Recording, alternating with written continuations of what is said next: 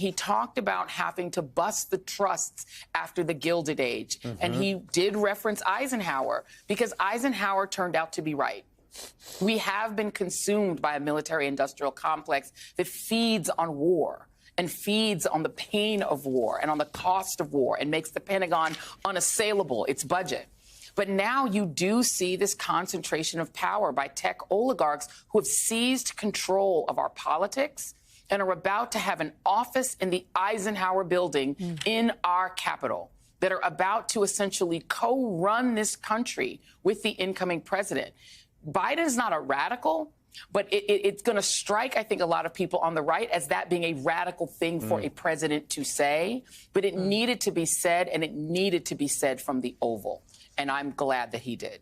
I want to come to you, Alex and Jen. I want to play that clip again just to reset it. When he talked about the oligarchy, it was just a striking moment, just using that word and saying it so plainly. He talks about today an oligarchy is taking shape. Take a listen.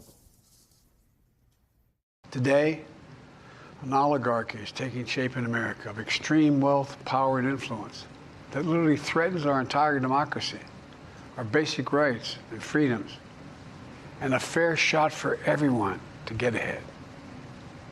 We see the consequences all across America, and we've seen it before.